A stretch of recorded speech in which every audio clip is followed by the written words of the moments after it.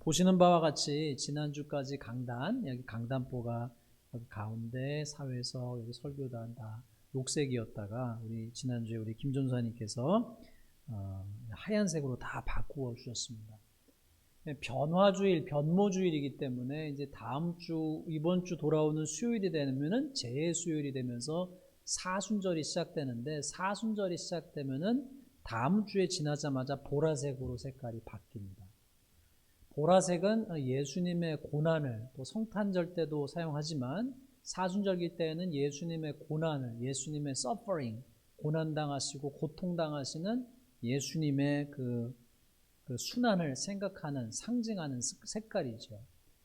바꿔서 생각해 보면 예수님의 고난이 시작되기 전에, 딱 한 주 전에 이 변모주일, 이 하얀색 강단, 강보가 바뀌는 것이 참으로 의미가 있다고 생각합니다. 왜 의미가 있느냐? 고난당하기 전에 하나님께서 예수님에게 영광을 보여주시기 때문입니다. 여러분, 예수님이 이 땅에 계셨을 때 많은 사람들은 예수님이 누구신가를 가지고 많은 논쟁을 했습니다.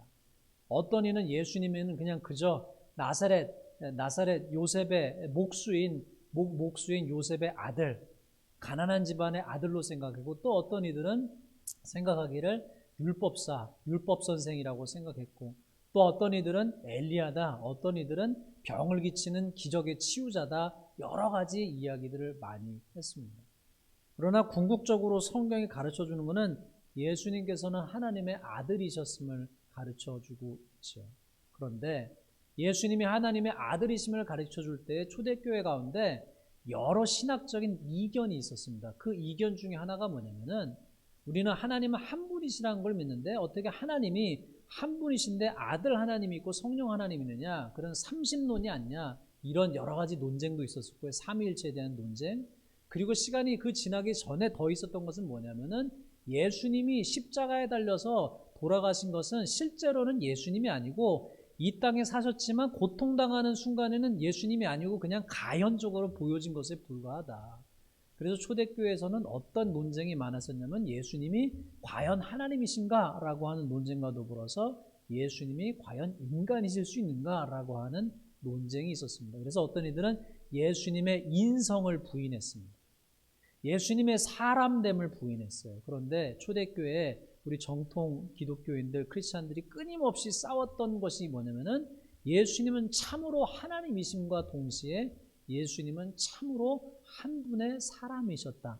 우리가 느끼고 아프고 배고프고 졸리고 한 것처럼 예수님이 이 땅에 인간의 몸을 입고 오셔서 철저히 성육신하셔서 사람이 느끼는 그대로 모든 것을 다 겪으셨다고 하는 사실입니다. 그러니까 우리가 예수님을 볼 때 우리의 구세주이심과 동시에 우리와 똑같이 아픔을 느끼시고, 가시에 찔리면 아프고, 마음의 상처를 받으면 아프고, 우시고 슬퍼하시고 외로우시고 추우시고 굶주리시고 하시는 것을 다 느끼셨다고 하는 사실이죠. 그 말씀을 가만히 생각해 볼 때 오늘 우리에게 주어진 말씀은 참으로 많은 위로가 됩니다. 여러분, 예수님이 오늘 변화산에 관계된 이 본문 말씀 바로 뒤에는 이제는 어떤 얘기가 따르느냐, 마태복음 17장, 우리가 오늘 함께 보신 말씀 앞에는 마태복음 16장에 있는데, 마태복음 16장에서 예수님께서 제자들에게 물으셨죠. 사람들이 나를 누구라고 하느냐? 그러니까 사람들이 얘기하죠. 더러는 엘리야다, 더러는 세례 요한이다, 더러는 누구라고 얘기합니다 라고, 선자라고 합니다 라고 얘기를 하죠. 그리고 주님께서 물으시죠. 너희는 나를 누구라 하느냐라고 물으셨을 때 베드로가 성령에 감동되어 주님 그리스도시요 메시아시요, 우리가 기다리던 메시아시요, 유대 왕국을 회복하신 메시아시요, 살아계신 하나님의 아들이십니다 라고 얘기를 하였습니다. 그러나 그 고백을 들은 바로 직후에 주님께서 하신 말씀이 뭐냐면은, 이제 주님께서 순환당하시고 고난당하시고 죽임당하신 이후에 주님께서 다시 부활하실 것을 예고하시기 시작하셨습니다. 예수님이 누구신지를 나타내신 바로 직후에 주님께서 이제 제자들에게 비로소 드러낸 비밀이 뭐냐면은, 메시아가 고난당하고 버림받고 모욕당하고 그리고 마침내 죽임당할 것이다라고 하는 순환을 예고했습니다. 여러분이 우리가 인생을 살아가면서 신앙생활을 하지만 예수님을 믿음에도 불구하고 우리 인생에도 고난이 찾아옵니다. 힘든 시간들이 찾아옵니다. 역경도 찾아옵니다. 때때로 너무나 큰 슬픔, 때때로 너무나 큰 고난, 때때로 너무나 우리가 감당하기 버겁기 힘든 외로움, 슬픔, 우울함 여러 가지가 찾아올 수 있어요. 그런데 그때 필요한 것이 무엇인지를 오늘 말씀을 통해서 주님께서 알려주시는 거죠. 달리 말씀드리면 예수님이 철저히 사람이시기 때문에 우리가 예수님이 하나님이시라고만 하는 것에 우리가 집중한다면 예수님 어차피 결론을 다 알고 계시니까 우리가 결론을 다 알고 보는 드라마가 별로 재미가 없고 스포일러라고 하잖아요. 근데 결론을 다 알고 나면 흥미진진한 게 없잖아요. 그러니까 결론을 다 알고 보면은 별로 영화가 뭐 이렇게 막 드라마틱하지도 않고 그런 것처럼 예수님이 이미 하나님이시고 하나님이신 예수님께서 예수님이 고난당하시고 하실지라도 나중에 죽음당하셨지만 부활하실 것을 다 아셨기 때문에 아무것도 아니었을 거야 라고 생각할 수 있잖아요. 그러나 성경은 우리에게 전혀 그렇지 않음을 가르쳐주고 있습니다. 겟세마네 동산에서 주님께서 고난당하실 때에 고난당하실 직전에 어떻게 하나님 앞에 나아가서 몸이 핏방울이 땀방울처럼 떨어지는 것처럼 몸부림치면서 기도하셨잖아요. 고난이 있음을 아시면서 주님은 그 고난 앞에서 힘써 씨름하시고 아파하시고 두려워하시고 그러면서 기도하셨습니다. 똑같다는 거죠. 예수님도 똑같다고 하는 거죠. 오늘 말씀을 보시면 이런 말씀이 나와요. 1절에 보니까 뭐라 되어 있냐면은 엿새 후에 예수께서 베드로와 야고보와 그 형제 요한을 데리시고 따로 높은 산에 올라가셨다 그랬어요. 마태복음만 보면은요, 예수님께서 이 변화산 이것을 경험하는데 예수님께서 이 산에 올라가서 예수님의 용모가 바뀌고 모세가 나타나고 엘리야가 나타나고 하나님의 음성이 선포가 되는데요. 여러 이유를 밝히고 있진 않아요. 그 예수님이 여기 본문 말씀이 나오는 것 자체를 나타내기 위해서 갔는지 어쨌는지 잘 몰라요. 그런데 누가복음 말씀을 보면은요, 예수님께서 왜 지금 이 엿새 후에 베드로와 야고보와 그 형제 요한을 데리시고 높은 산에 올라가셨는지 목적을 알려주고 있어요. 어떤 목적이었느냐? 기도하러 올라가셨다고 했어요. 우리는 겟세마네 동산에서 예수님이 십자가에 못 박히기 전에 제자들에게 팔림당하고 사람들에게 끌려감 당하기 직전에 겟세마네 동산만 생각하고 있지만 실상은 겟세마네 동산이 시작되기 전에도 이미 예수님께서 이 변화산에 올라가신 이유가 뭐였냐면은 하나님 앞에 기도하려고 올라가셨어요. 그 기도하려고 올라가신 이유가 뭐였느냐? 제자들 가운데 하나인 베드로가 주는 그리스도여 살아계신 하나님의 아들이라고 선포했지만 주님께서 그 제자들에게 비로소 마음에 감추고 있었던 비밀, 내 앞에 이제 큰 고난이 닥치고 와, 내 앞에 큰 이제 고통이 찾아와, 내 앞에 큰 모욕이 찾아와, 내 앞에 큰 고난과 서퍼링이 찾아와라고 하는 것을 선포하신 이후에 제자들을 데리고 산으로 올라가셨다는 거예요. 무슨 말씀이냐? 여러분 여기서 또 말씀을 생각해 볼 만한 것은 예수님의 12제자가 있는데 여러분 12제자 가운데 베드로하고 야고보하고 요한만 데리고 가셨습니다. 나머지 9제자가 생각할 때는요, 차별 아니에요? 예수님 왜 다른 제자는 다 데려오시고 베드로하고 야고보하고 요한만 데리고 오셨을까? 나머지 9제자가 생각할 때는 차별이죠. 그런데 오늘 말씀을 통해서 가만히 생각해 보면 예수님의 입장에서 좀 생각해 보면 예수님이 하셨던 것을 생각해 보면 예수님의 마음을 그나마 좀 알아줄 만한 사람들이 이 세 사람이 아니었을까? 그 세 사람을 데리고 주님께서 올라가신 거예요. 높은 곳으로 기도하기 위해서 높은 산에 올라가셨어요. 왜요? 고난당하기 직전에. 이제 고난당하기 시작하기 직전에 주님이 마음 가운데 기도하시기 위해서 올라가셨다는 거죠. 달리 말씀드리면 여러분 어떤 이야기냐? 이런 이야기예요. 우리가 금년에는 눈이 한 번도 안 왔죠. 미국에 와서는 눈이 와도 눈을 싹싹 치우니까 별로 쓸 일이 별로 없습니다. 그런데 여러분 한국을 한번 생각해 보세요. 눈이 많이 옵니다. 한국처럼 미국처럼 눈을 금방금방 치우지 않아요. 그런데 그렇게 눈이 많이 올 때요, 차는요 막 미끄러지죠. 그렇죠? 하지만요, 눈이 많이 온다 할지라도요, 자동차의 체인을 치우면 눈이 많이 와도 앞으로 갈 수 있잖아요. 눈이 많이 온 것보다 문제는 뭐냐면 그 바퀴에 체인이 있냐 없냐의 문제잖아요. 예수님 앞에 고난이 닥치고 있습니다. 예수님 앞에 고난이 닥쳐오고 있습니다. 그런데 그때에 주님은 기도의 체인을 채우신 거죠. 하나님 앞에 가서 기도의 체인을 채우는 거예요. 그 고난을 이겨내시기 위해서 내 눈앞에 보이는 고난을 넘어서기 위해서 기도의 체인을 채우신 거죠. 그리고 주님 앞에 하나님 앞에 나아가셨습니다. 사랑하는 성도 여러분, 우리도 똑같죠. 우리가 인생을 살아가면서 우리에게 필요한 것이 뭐예요? 하나님 앞에 나가서 기도의 체인을 채우는 것 아니겠습니까?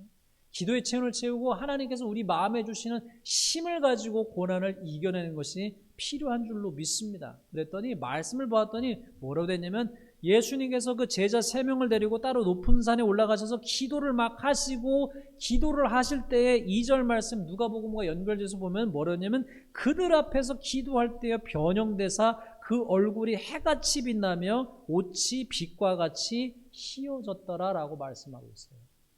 고난당하기 시작하면 예수님의 옷은 더럽혀집니다. 흙이 묻고 피가 묻고 더럽혀지고 찢겨지고 나중엔 사람들이 예수님의 피 묻은 옷을 로마 병정들이 제비를 뽑았죠. 그러나 그 고난이 있기 전에 하나님께서 그 모욕이 있기 전에 그 멸시가 있기 전에 사람들이 멸시하고 천대하고 배신하고 버리고 버림받고 육체적 고통을 당하기 전에 하나님께서 예수님의 용모를 밝혀주시죠. 세상에서 그 어떤 것도 밝힐 수 없을 그 어떤 빨래해도 그렇게 하얘질 수 없을 정도로 옷이 빛과 같이 휘어지게 하시고 예수님의 용모가 밝아지게 하셨습니다.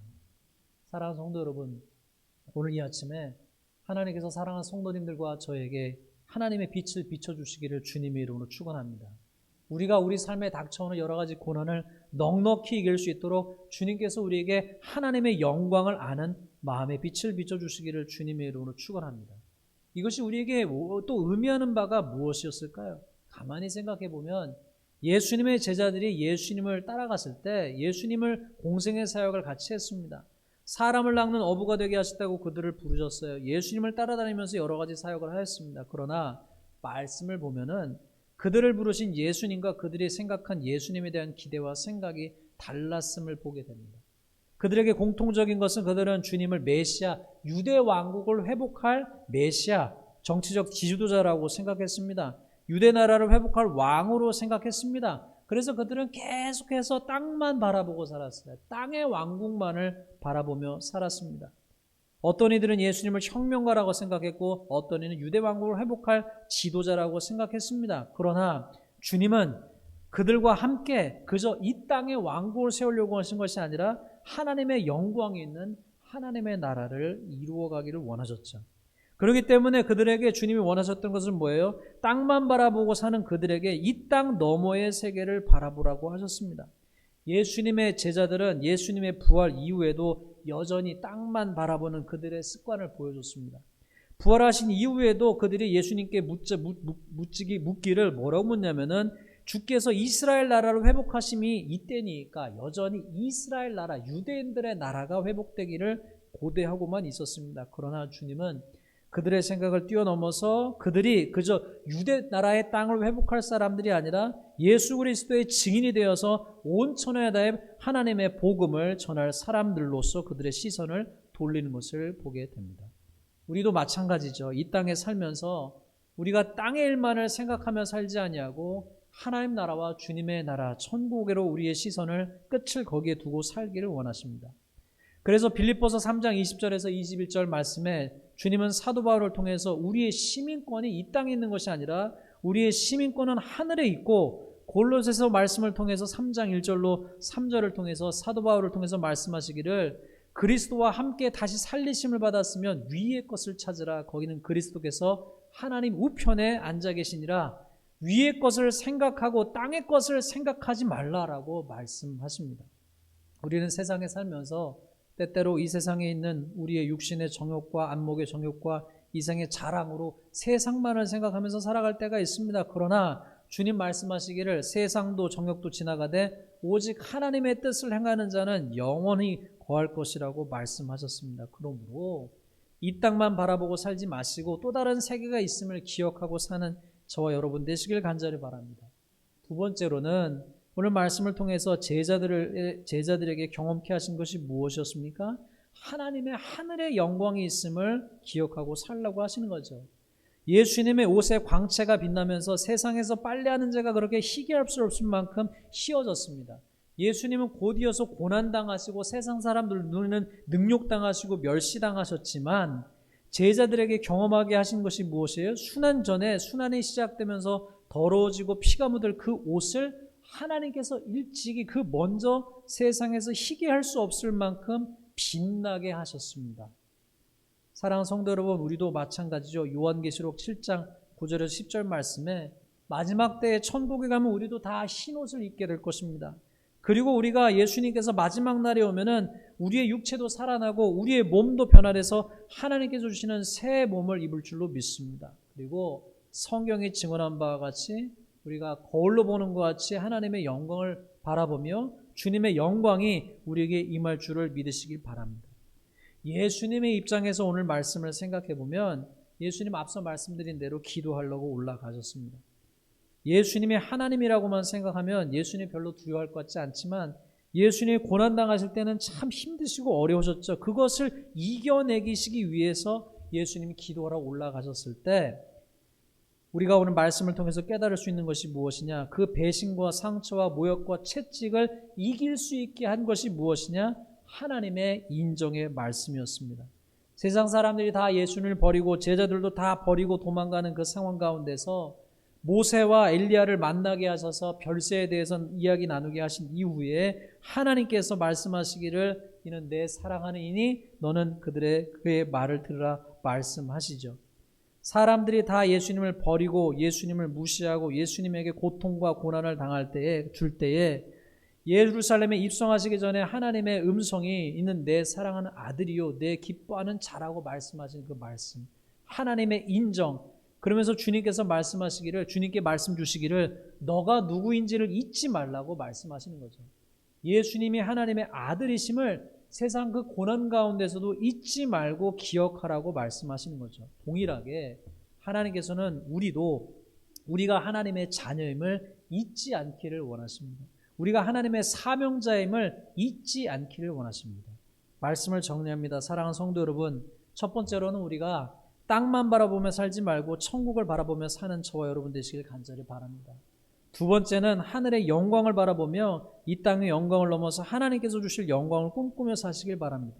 세 번째는 고난의 시간이 있다 할지라도 그것이 문제가 아니라 우리에게 기도의 체인이 있는지 예수님처럼 기도의 능력이 있는지가 중요하니 기도하는 성도로서 사십시다. 마지막으로는 고난의 시간이 있다 할지라도 우리가 누구임을 잊지 마시고 하나님께서 예수님에게 너는 나의 사랑하는 아들이라고 말씀하시고 인쳐주신 것처럼 우리는 하나님의 자녀임을 잊지 마시고 그것으로 말미암아 넉넉히 이겨나갈 수 있는 우리 모두가 되시기를 주님의 이름으로 축원합니다.